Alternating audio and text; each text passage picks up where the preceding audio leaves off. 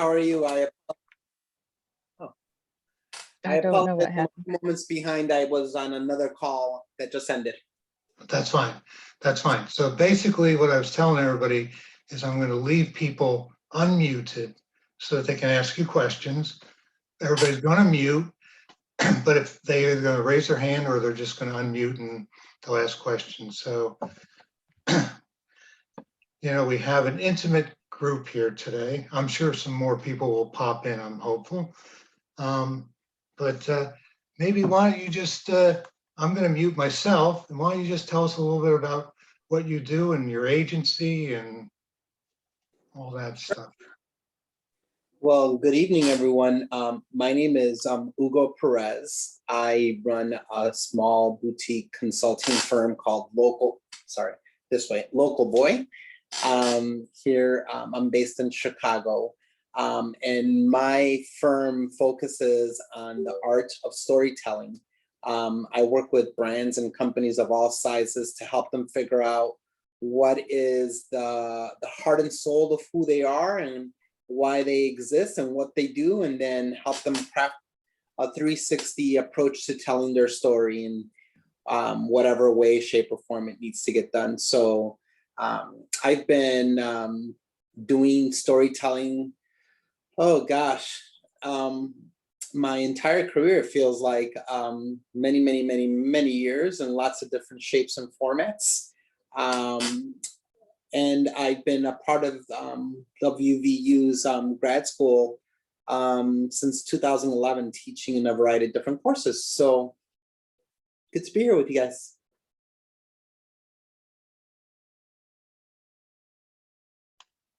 That's great. So maybe you might want to share a few stories with us, if that's okay. Sure. So, like I said, I've been telling stories for a long time for all sorts of brands. The part that I enjoy the most of this whole process is kind of figuring out that light bulb moment and helping brands kind of take that next step. And it seems like an elementary kind of thing. Of course, that's, we're going to get to those moments, but it's been consistently surprising how many brands are out there that are operating for decades and don't know who they truly are. Case in point, one of my most fun, biggest success stories, you guys might be familiar with a little brand called Taco Bell. About 6 years ago, I had the chance to work with them, and at the point that I got to work with them, they were just happily going along as a fast food taco company. But they were realizing that they weren't really getting any changes happening in their market share. No matter what they tried, what combination, they were always just, third, fourth place, sometimes fifth place in terms of the fast food wars. And so I was able to co-lead a team that did a deep dive analysis as to who Taco Bell really was and how their story was resonating, where their opportunities were. And after about 6 months of really just paying attention and listening, we discovered a variety of things. The first thing we discovered is that their main target audience wasn't families, which every fast food company tended to be. It was young people, youth. And so we also discovered that the young people that were enjoying Taco Bell weren't just enjoying Taco Bell because they liked cheap tacos. They were enjoying the experience of being somewhere that felt like they could own their own space. And so with those kinds of insights, and I'm just giving you very high level insights, my team, we put together a 400-page report that went into every nuance that you could imagine about this audience, their channels, their story, their brand, everything. But with those insights, what we were able to do is create a shift that helped them to land squarely in the peg, in the hole where their peg was supposed to land. And what that shift was, we shifted them towards being a youth culture enabler. And so they no longer describe themselves as a fast food company, they describe themselves as a youth culture company. So that's when they started celebrating all sorts of youth culture moments. They were sponsoring proms and creating contests and engaging with social media influencers and doing all sorts of stuff based on supporting the audience that they wanted to reach more than just selling their product. But what had ended up happening, once they committed to their audience and to the truthfulness of what inspired them, their sales went through the roof and they became very, very, very competitive. So we took that momentum, and Taco Bell very smartly then decided now is the time to enter the breakfast wars. And so for the first time ever, they introduced a whole breakfast menu. And I remember working with them on this introduction because not only were they coming into the breakfast arena for the first time, where McDonald's and Burger King thought that they held that down no matter what, but they took our advice and they allowed us to hire all sorts of social media influencers to be the faces of this. And what we did that was unusual at that time was not only did we hire the influencers, we gave the influencers basically the keys to the castle. And we said, here, you do whatever you want. And each influencer that we hired came up with their own ideas, their own campaigns, their own ways of telling the story. But what was the common thread across all of them, it was all celebrating youth culture.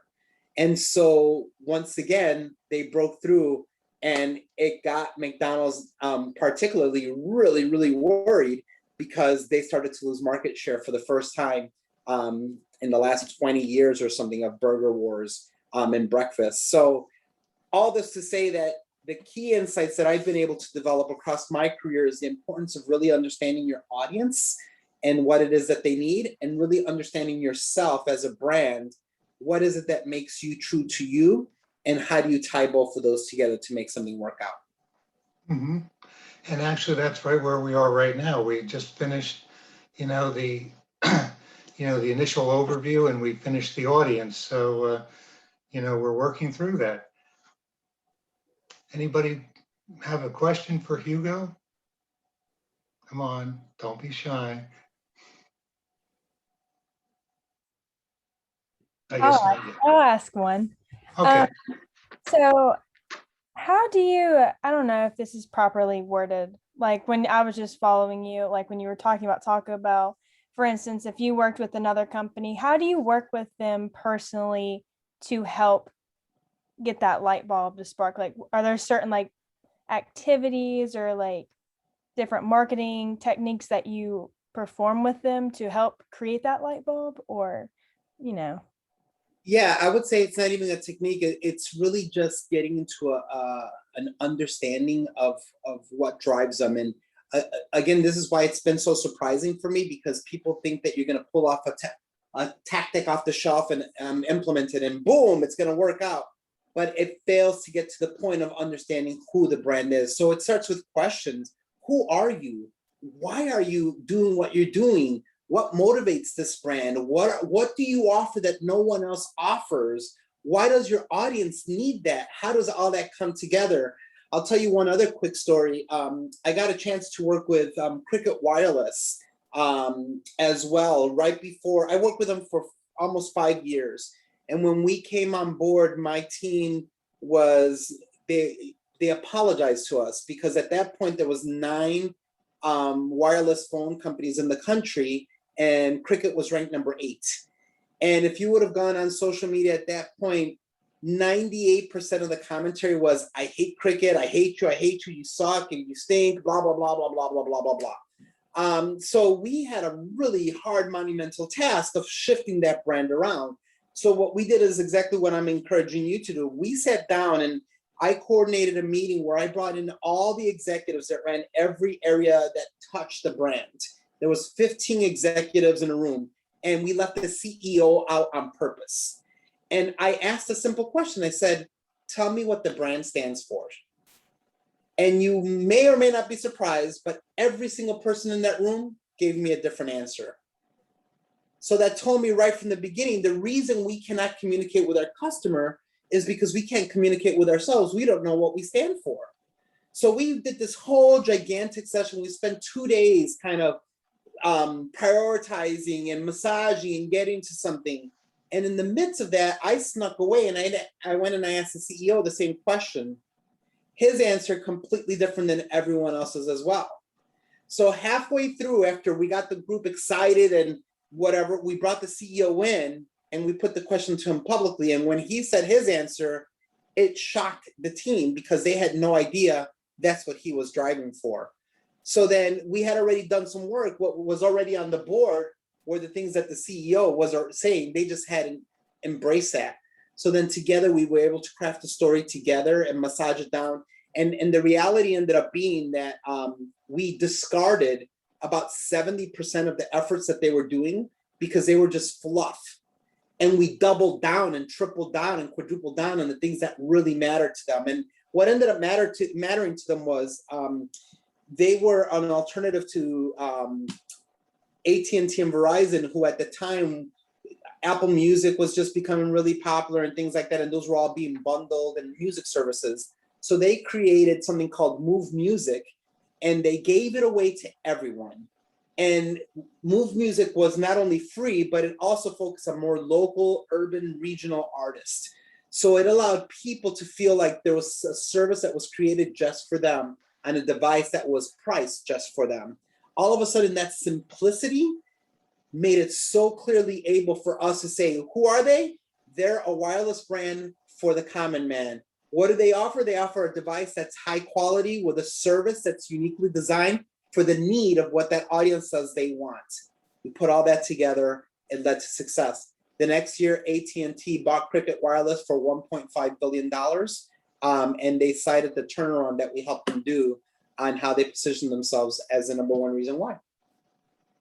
It works. It works. What we're teaching you, it works. Yes, it does.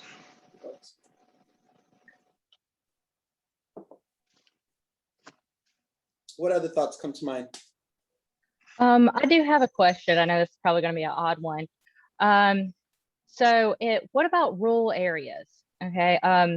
Let's say that there's a coffee shop that is very, they're heartfelt. They bring like more of an urban feel to a community that is not urban at all. Okay. But how they embrace them and how they love the community, more and more people, not just from that area, they come in from, let's say, the other county over, or from a university that's like an hour away, people that are just driving through. But how would you say that their main target audience would be? Because when I talked to the owner, they said they're just happy that people are in love with their company and that they enjoy the coffee and the experience and the atmosphere. But generally, their main target audience that they wanted in the beginning, they thought they were just going to get like probably like Gen Z 18 to like the rest of the millennials, but they have gotten like grandmas, grandpas, like the whole 9 yards of everybody. And how would you explain their target audience to someone? I would start by understanding them as a brand first. Why is it that they got into the business? What is it that they want to offer? What makes them happy? And in a service like coffee, this is where it becomes a little bit more, you can't be as tight and ring fence as you might want to be, because that's a very transactional kind of very low cost barrier of entry product. So that means it's going to attract a wide range of people. So rather than trying to say, I am the coffee for Gen Zers only who are 18 to 25 and who like, BTS and paint their hair blue and, tap dance on Tuesdays, that might be way, way, way too narrow. Why open a shop that has a service and a product that's so wide ranging? So what makes you happy? Why are you providing what you want? You can still target generally who you want to target. You're saying they're urban. Maybe they're doing stuff that's designed to appeal for that. But there's always going to be that ring of outer people that are still interested because they just like your service. Or sometimes, those grandmas like BTS, and it's okay to have them come in too. That's fine. So you can't be too hung up on the fact that I'm not serving the one group I want to serve. Well, perhaps it's maybe you're not identifying the right group, or you're trying too hard in an area that's not designed for what you're doing, or your product is not the kind of product that group wants. There's a lot of different factors in understanding what it is. They just assumed that since they had like more of an urban touch to such a rural area, that they were like, okay, probably like the other people wouldn't like it. But they're surprised that more and more people of all ages enjoyed it. But the only thing that they can't target, but they want to target, is men. A lot of men in our area are afraid to try the coffee because it's a different thing. It's more French style. They have more of a different content instead of, oh, I'll just have a black cup of coffee from McDonald's, you know. So Tell 'em they're to afraid to try try something. Tell them to try a nitro tap, which is similar to beer. And Yeah. that might affect them. And you got to understand the audiences and the kinds of flavors and tastes and things that they like, and market it to them. You're not going to get them to drink black tea or Earl Grey because there's a mentality to that. But you might get them to drink a nitro cold brew. I didn't even think about that. Yeah, yeah. Okay, thank you very much. I really appreciate it. Yeah, I mean, it's so funny that I had a student a while back that actually did a survey on a coffee shop in Pittsburgh, and their whole thing was that they were different. And I think Hugo could relate to that. They were different, and so there were coffee shops all over the place. The place was hard to park for, but people came there because they really liked the atmosphere. And I think that had a lot to do with it too.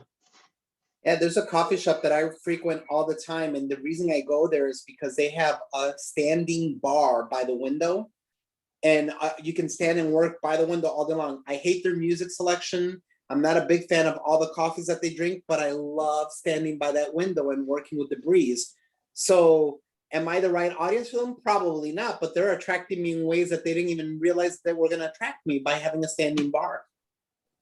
Yeah, I really like how okay, so the river is right there on right on Main Street where their coffee shop is, and they have like a little bar that's on the inside, but the window is looking out towards the river and the bridge, and it's such a beautiful view to see, and I think that that helps bring people in because you get to experience that. I'd be there. Yeah, it's absolutely lovely. I love it because around my area, all you can do if you wanted to get Wi-Fi, and where I grew up, if you want to get Wi-Fi and sit somewhere and try to study, it was generally you had to sit at McDonald's and get Wi-Fi because the libraries aren't really that open. They weren't successful, and it was just the only place where you could go for like 5 seconds to escape. And luckily, Sure. they came out with this brand, and they showed up being very like they embraced people and loved them and make sure they felt comfortable in the atmosphere and had all types of different music, and they were just very welcoming. Service-oriented businesses are really interesting because it depends so much on the community. I'm a part of another university in a small college town, 8,000 people. It doesn't matter what you open up there, you're going to attract everyone in town because there's not many options. And so, there was a coffee shop that they served the worst sandwiches known to man, but they always had crowds there because it was one of 3 spots in town. So for them, I would say they don't really need to hire a guy like me to help them with marketing. Just keep doing what you're doing because it's a captive audience. That's a whole different story. Yeah. That's true, captive audience. Yeah. You were saying too, Emily, right, that people come from like all over to visit this coffee shop. Yeah. So when I was talking, I did an interview yesterday because I would rather talk to someone and get the information from them. And plus, it's hard to find research from a company that is particularly small at this time and slowly growing. So when I asked them what people they see, what is their foot traffic like, and they said, I'm very surprised about the different people from universities, the culture, different ethnicities that you would never normally see in Pomeroy because it's predominantly like a white area. And you have different people from different races and everything coming from Athens, which is Ohio University, and driving in, and they just love the experience and how people embrace them. And they feel like they're welcome there, which is awesome. Emily, is this your project that you're doing for the class? Yeah. Because I got inspired right away when you were describing it to me. The marketing for that, the video for that is a tagline along the lines of "a place for someone just like you." Because it's a generic enough tagline that appeals to everyone, but it says everything of who they want to be. They just want to be the place that you feel comfortable. Yeah. And it's that's working. Yeah. A place for, what was it again? Place For someone just like you. Sorry, I'm taking notes. Apologize. Place where everybody knows your name. It's a variation. That's exactly right. Yes. Bonus I points. have a question. Emily. Huh? Bonus points if you know the reference that Mark just gave you. Oh, my brain is not here today. I apologize. There's an Cheers. Cheers. Yeah. Cheers. Oh my gosh. That's right. Mhm. I was just watching it like a week ago. What is wrong with me? Oh god. So I have a question, because I run into this one all the time further down the line. Let's say you have a big brand and they have many different target audiences. How do you deal with that? You know, the joy of being in the digital world is that you can segment off and create stuff for everyone and run it in different spots. The audience that's going to watch you on TikTok is probably not going to watch you on Instagram, is probably not going to watch you on Facebook. Or if they do, they won't do it in the same way. And so you can take the same exact core message and differentiate it to each audience very easy, because of digital, probably at a very low cost. You could probably produce a piece of content if you plan ahead purposefully and have it work in every single medium possible. I'll give you an example. A couple of years back during the Olympics, the last Olympics, the Nissan car brand was my client. And we were tasked with creating content for them throughout the Olympics. The challenge, of course, was exactly what you're talking about, Mark. They have a global audience, but they were trying to target families, and they were trying to target single people. They were trying to target multicultural, diverse people that had, you know, the Olympic spirit in them, and they were trying to target more seasoned veterans and people that they wanted to be able to spend higher amounts of money. So we had to create content that reached all these people and make it all feel cohesive. So we started off by understanding our brand ideals and values. What does the brand stand for? What do we want to highlight during the Olympics? And then we took that and then we nuanced it for every single audience. So we took that idea, for example, the idea of the Olympic spirit, which is try harder and, you know, you can set your dreams and accomplish. And we nuanced it across the range. So for the younger person, it's the Nissan car can get you started on your road to trying harder. Then we took it to the families. We celebrate the accomplishments of your children, and they can see the accomplishments of what you've done in a Nissan car. And then we took it to the older folks. Once you're ready to relax and celebrate all that you've done, the Nissan car can be the car for you. So it was the same idea, same value, just nuanced across the board. We shot it one time. We had a full family that we shot, and we shot it in isolation in different ways, together, singles, duos, whatever. One day shoot, we probably produced something like 50 pieces of content, because we did a YouTube video, then we did little animated GIFs, we did placements that we put on, you know, Google Ads. We created a little game out of it. I hid content in the color of the sides of the cars that spelled out words. And if you looked closely and zoomed in and out, you could spell different words. So all that was, we sat and we thought all that through. How much can we get out of this one shoot? Shot that one shoot, broke it up, and did so much content out of that one thing. That's pretty cool.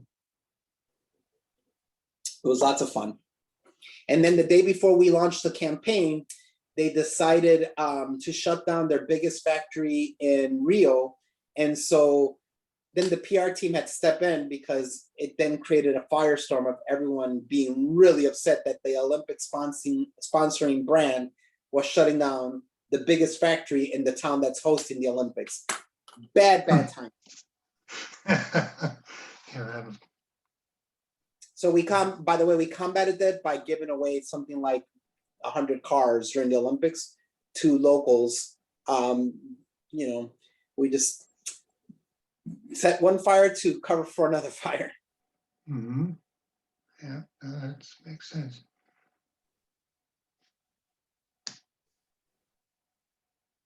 Any other thoughts on the stuff that you guys are working with on your assignments that you've had questions so far? Holly, you have any ideas, thoughts?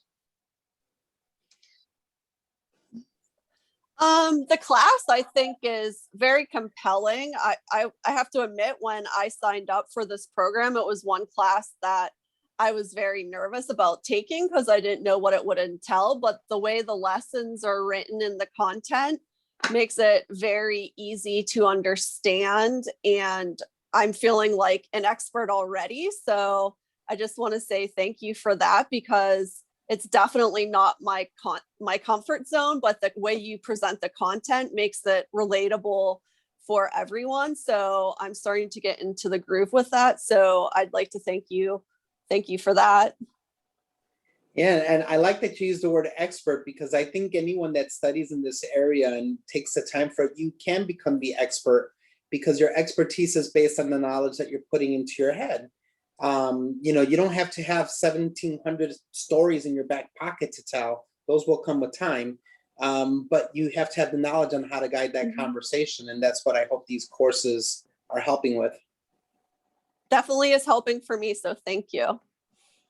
Yeah. So I have a question for you, another one. Yes, sir. It's like when you're doing a pitch, which of course is the end goal of this whole project, what challenges do you face when you're trying to make the pitch up, or when you're trying to think through the whole process of building the pitch? Yeah, I think the biggest challenge is ideas. And a lot of times the teams that I've had to work with, a lot of people come into the brainstorming sessions to try to come up with them. And you kind of can almost always assume that there's going to be 2 or 3 ideas that feel like, of course, those are going to come up because everyone's talking about this stuff. And it's the fresh, innovative ideas that I think are the hardest to come across. And so part of what I've done for myself in my career to help with that is increase dramatically the amount of inputs that I allow into my head, into my mind, so that I can always be stimulated and challenged. So I read all sorts of stuff. I have stacks like this in my office at all times of magazines of every kind that I'm always reading. And I try to read stuff across the board, even things that are not naturally in my comfort zone, just because I want to be able to draw upon ideas whenever the time comes. I watch way too much television. I love movies. I take walks and I put in my earbuds, but I turn them off just so that I can hear people and they don't bother me. But I want to hear how people are interacting and what they're saying. I do that at the coffee shop all the time because I want to hear how is it that people phrase things and put things together. And then later on, when I'm creating something, I have things to draw from all the time. So I would say adding a lot of stimulus in a lot of different ways has been such a big help. And, Holly, you said expert. I feel like an expert. I can walk into any room. You can give me any topic and I'm going to give you 3 ideas. And they'll probably be fairly interesting ideas just because I'm working really, really hard to always have something flowing in my brain so that I can share that with someone else.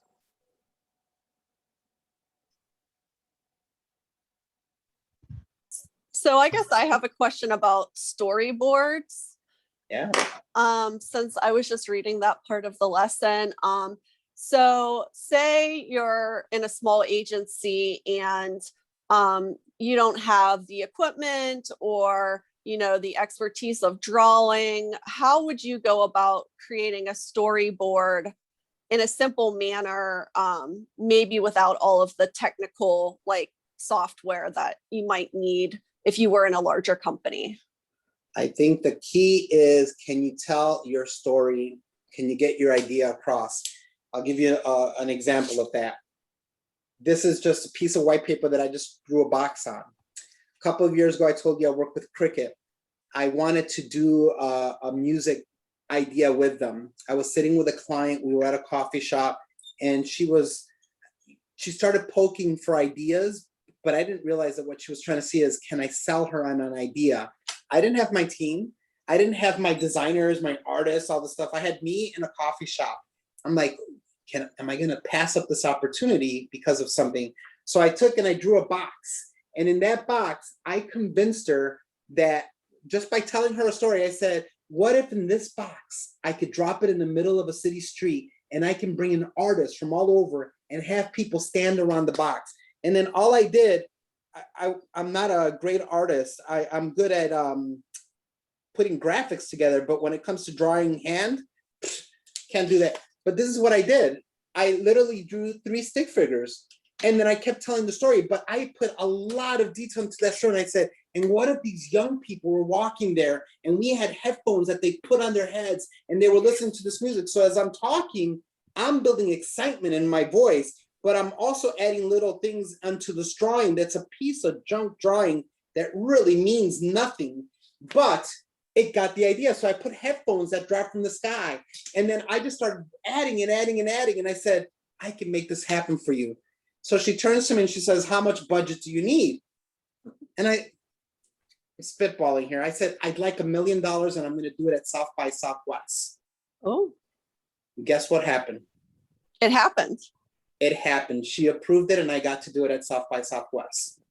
All with a stick figure drawing, which I have it in my file somewhere because it was on a napkin. I said, man, that's a miraculous napkin.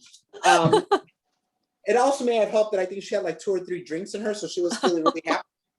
But it was all about the story. You know how to tell a story. You know what you believe in. You know what you want to get across. How do you tell that with the most detail and excitement and passion so that that person that's sitting there can get excited about what you're doing?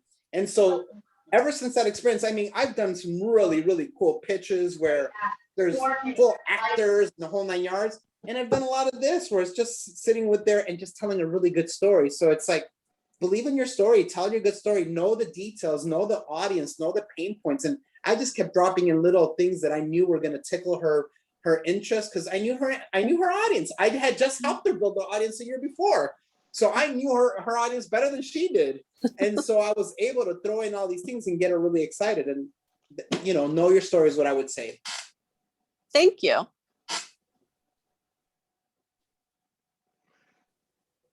Yeah, so far, this week, Hugo, is the week that we're taking the inanimate objects and turning them into human form. So of course, so far, everybody's sort of gone with Slinky. So, but Catherine actually wrote a really good story. So I would suggest all of you read that one. But, so we're not there yet, but I'm interested to see what will happen. But, I mean, that's a whole thing too, making an inanimate object into a human form. It's all in the detail. It's all in the in how you frame it up. Like I said, not every pitch, not every idea has to be gigantic or monumental. It has to connect with the emotional parts of a person's life so that they feel like, man, this matters to me. So the Slinky is such a great story in and of itself because it's a piece of metal. It should not have worked. And how many people have deep stories of their childhood because of a Slinky? That means nothing. It's a piece of junk. But they created an emotional connection, and that's where it wins. Yeah. When I was a little boy, we didn't have a lot of stuff growing up. And so my mom wanted me to be creative. And so she would buy us once a month a little sleeve of paper. And that's all she would give us. We didn't have a lot of toys. I didn't have a Slinky until I bought it as an adult. But she didn't give us any instructions. She just said, here's some paper, go figure it out. What she thought we were going to do was, my brothers and I, we were going to draw on them. But instead what we did is we learned how to cut them, tear them apart, and we made little toy soldiers out of them, and we would make cars, and we would get a piece of board from the alley and we would create little cities and have all adventures, all using paper. So it doesn't matter what it is that you're telling. It matters, again, the emotion, the story, the value that you put to it. That's why everyone can tell a story. Not everyone can sell that story because it depends on how you tell it. I never worry about my career as a marketer because I can tell a story better than anyone. And so I say, bring it. It makes me more excited when someone competes. And see, I think, Hugo, that's a great point too, is the fact that, you know, you can build a story, but it's a lot of times it's how you tell it and, you know, how you spin it. Yeah. And I'm sure that you must have other stories about that too. Oh my gosh, I could tell you stories for days. Last semester, I taught this course, and in the midst of the course, it was so serendipitous. I had a client that needed a pitch, and I did exactly what the class was teaching. I was paralleling the course at the same time as I was teaching it, and I was building my own case. And it was a very small local real estate company. And so I couldn't put a lot of razzle dazzle because I didn't have budget for razzle dazzle. But it was all, again, about connecting them and getting that story told together. So I spent time understanding the audience. I spent time understanding who the brand is. I spent time understanding their differentiators. And what I did is the same thing I did with Emily. It just sparked an idea of a tagline that I could use. And the tagline that I came up for them was helping you build a place to call home. And when I shared that with the client, they've been in business for 15 years, but they had never conceptualized what they did as helping someone create a home. And all of a sudden that just sparked so much excitement in them. And by the time we did some digital ads and stuff, so I made it really, really, really simple. And what are the things that make it home? So I just went to my own house and I had like this wreath that someone had given me for Christmas. And I had a pair of booties that my nephew had left here in the house. And I had a keychain, and I just created a bunch of little 15-second little ads that were just about those little items and how those little items reminded you of home. So it wasn't a lot of content. It wasn't really expensive. It wasn't really high end. It was just understanding what they made them different, understanding their audience, and giving them that emotional connection. And it was so much fun because the students in the class were all delivering their finals, and I was delivering my final. And I literally, it was, the timing could not have been better. I won the contract the week of finals. So it works. Any questions, guys? I'm seeing no head shaking, so it's like, okay. All right, I'll ask the big question. Uh-oh. Well, and this was actually one of yours. And it's like, can all brands use digital storytelling? Yes, but I think the tools that we have available to us today are so cool because there's so many range of tools that you can tap into. I think every brand, no matter what size of brand it is, does a good job for itself by telling its story in lots of different ways. I think the challenge is not being drawn in by what I call the shiny toy syndrome. Just because there's a new tool out there, just because there's a new approach or a technique, doesn't mean your brand has to use it. Because it always comes back to not only your audience, but who you are, which I've shared a couple times now. What makes you you? So if you are a classic all-American brand that targets, moms and pops, you shouldn't be using the cool little TikTok animations that kids do because it doesn't appeal to them. You shouldn't be using a lot of whips edits in your videos because that's not going to attract them. You've got to work within the lane of what it is that who you are and who you're serving. But that's what makes digital so cool, that there's such a wide range and there's such a wide variety of ways to apply those tools. So yes, everyone should use them, because at some point, everyone is touching a digital channel somehow. It is really hard to live in modern Western society nowadays without interacting with some kind of digital communication at some point. But again, it's understanding what that means. It might be a text message. It might be, a billboard that's a moving billboard that someone's standing at the bus stop and there's motion in that billboard. It might be at the taxi cab, there's a video. It could be their Facebook. It could be when, they're on their tablet looking up a recipe to cook and an ad comes across the top, a banner ad. There's so many different variations. You have to just be aware of what works for your audience and be able to adapt to those channels. Makes sense. Hi, Monica. I see you joined us. I'm late. Thanks for recording this. So- Probably have to check later. Welcome. Oops. You okay? There you go. So I have another question. Yes, You sir. obviously have done an awful lot in your life. Have you done any B2B brands? I have done B2B brands. There's a brand called VMware that works on operating systems and basically lets you toggle systems to operating systems at the same time. And I've done work for them and several others. The differentiator in terms of the approach to the marketing, especially the digital marketing and the storytelling, is instead of the pain points to the consumer, it's the pain points from a selling proposition. How do you make your brand stand out?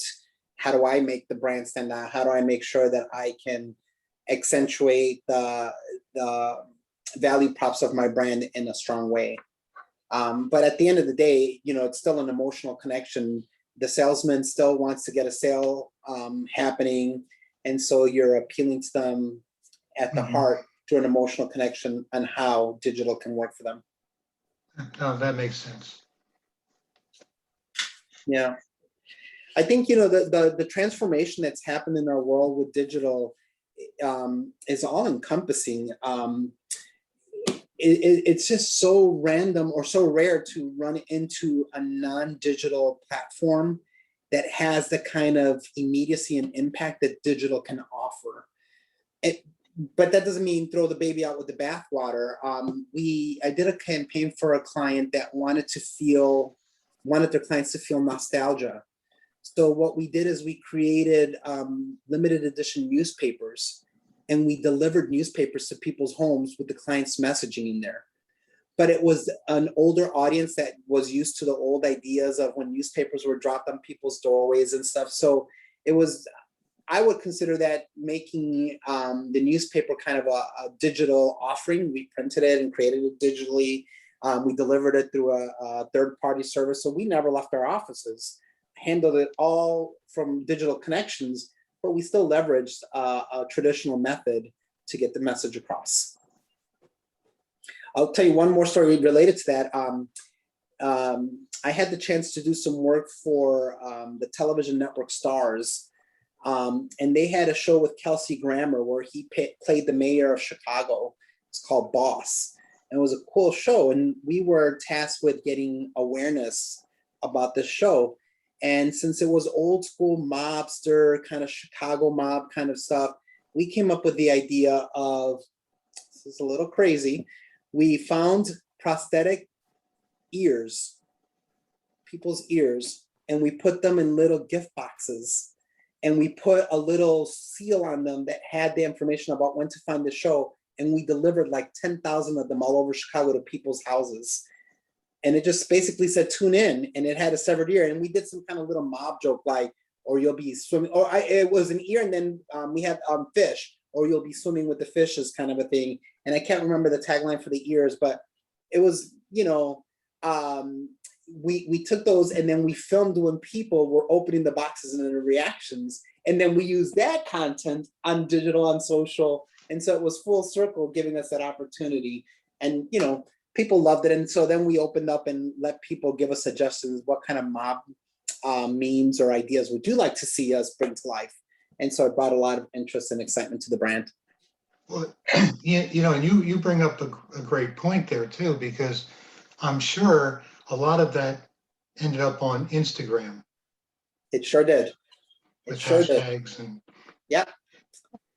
Yeah, the key is always making sure that you are leveraging across the board on everything. So the seal that we had with the tune-in information had a hashtag, had a website, had a way to upload. I think when we transitioned to the fish, we decided to create a contest. So it drew people into our website. On the website, of course, they had to leave their email. So now we had information that we were capturing. And it was user-generated content that we did, like that, those two little seed campaign opportunities, and then people just ran and went crazy with them, which is, marketing gold when when the audience takes on your message and takes it for themselves. So, it's just, just not being afraid to try crazy things and making sure that you're connecting all the pieces so that people can do something and you can leverage it as well. And then making the experience simple enough. When they came on the website, we didn't want them to do a 7-page, registration to get on the site. Just get on the site, give us your email and upload. Don't worry about it. We gate kept it on the inside so that we weren't going to put anything that was wrong public, so they could submit all they want. We chose what we let out.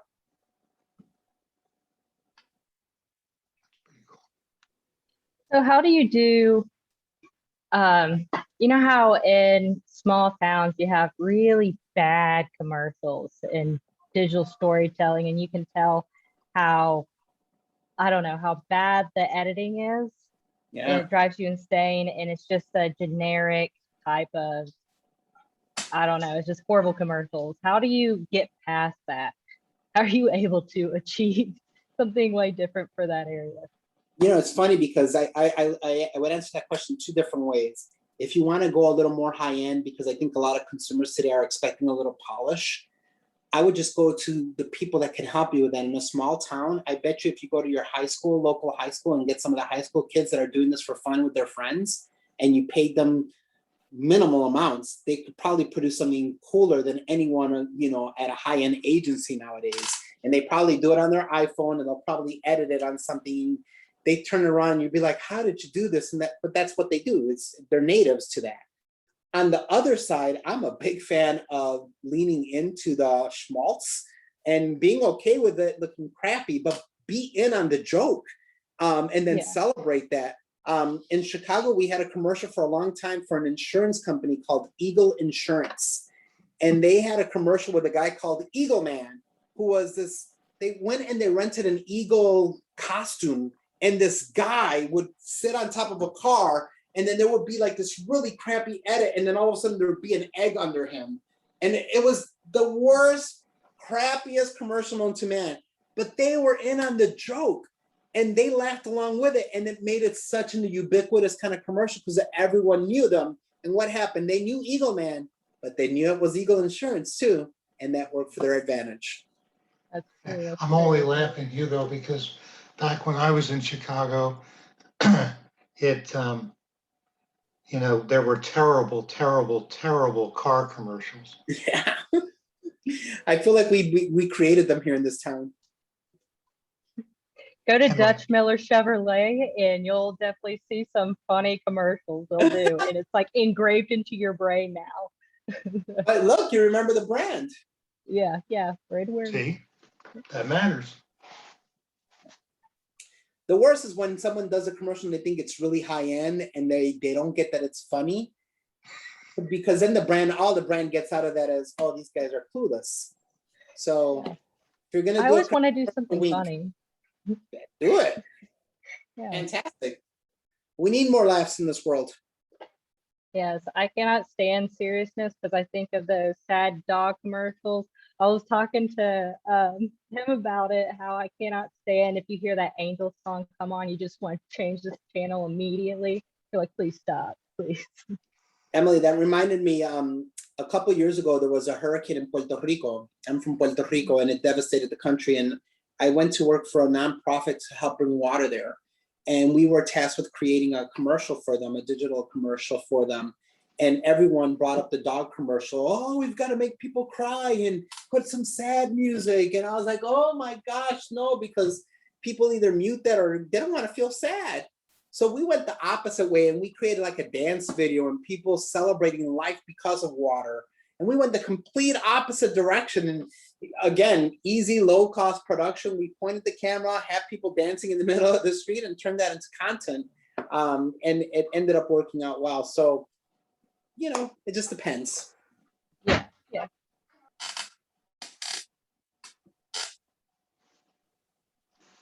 Any other questions?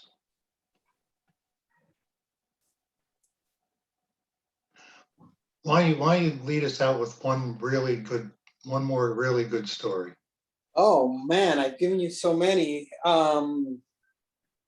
Let me think one more good story. I could tell you about Chester Cheetah from Cheetos and how I created his voice that he uses on social media, and how we spent 6 months studying the range of comedy, from slapstick to dry humor.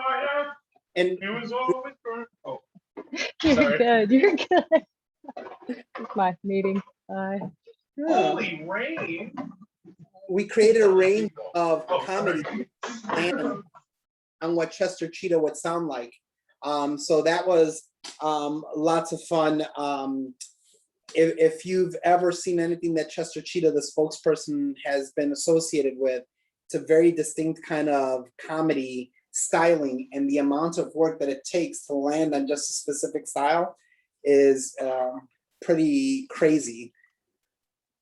I got a chance also to Starbucks when they launched the red cups that are very famous nowadays. There was a big challenge as well there, because how do you get people to talk about red cups? No one cares about a cup. So we ended up creating, probably like 2 dozen styles of content that celebrated the making of a cup. We hired artists, and you see them now all the time, that drew murals on the outside of the cups. We created cup games. We created new Christmas songs. We did all sorts of stuff, all digital and all trolled. We spent a lot of time just listening to the feeds, going through the feeds and seeing what people were saying about the holidays, about how they socialize, how they spend time, to just nitpick little ideas that we could blow out into something completely. And because it's digital, we probably did 2 or 3 dozen ideas we executed.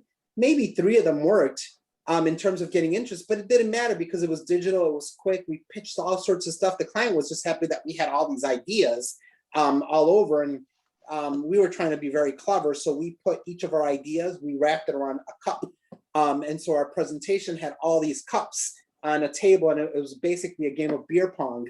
And we had the client throw beer, the little ping pong balls into a cup. And when they landed in a cup, we picked it up and we were able to pitch what the idea was on there. And then we had pre-produced some of those as little content. So then we could roll the video and show them what the story was. You got to do anything you can to get that client to sign that big check. Mm-hmm. That's true. That's very true. Yeah.